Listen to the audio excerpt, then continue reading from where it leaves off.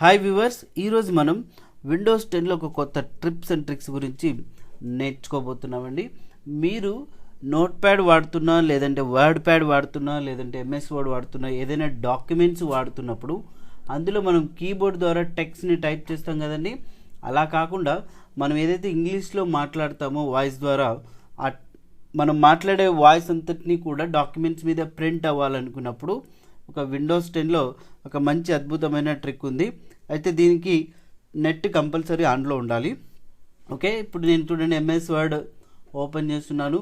మీ కీబోర్డ్లో window key పట్టుకొని H press చేసినట్టయితే so మనకు వాయిస్ ద్వారా మనం ఏదైతే ఇంగ్లీష్లో మాట్లాడతామో అది డాక్యుమెంట్స్ మీద ప్రింట్ అవుతుంది. చూడండి, విండో హెచ్ ప్రెస్ చేస్తున్నాం. Hi, hello, I am Anjaneyulu, how are you? Welcome to all YouTube viewers. Thank you for watching this video. Please subscribe my channel. ఇలా మనం చూడండి, మనం ఏదైతే మాట్లాడుతుంటామో సో అంతా కూడా ఇక్కడ చూడండి వాయిస్ మైక్రోఫోన్ ద్వారా సో వాయిస్ రికగ్నైజ్ చేసుకొని ఇక్కడ ప్రింట్ అవుతుంటుంది అనమాట. అది ఓన్లీ ఇంగ్లీష్ మాత్రమే ఇక్కడ రికగ్నైజ్ అవుతుంది. ఓకే, మనం ఏదైతే మాట్లాడుతుంటామో యాజ్ ఇట్ ఈస్గా ఇక్కడ చూడండి డాక్యుమెంట్స్ మీద ప్రింట్ అవుతుంది. సో ఇది ఒక మంచి ట్రిప్ అండి.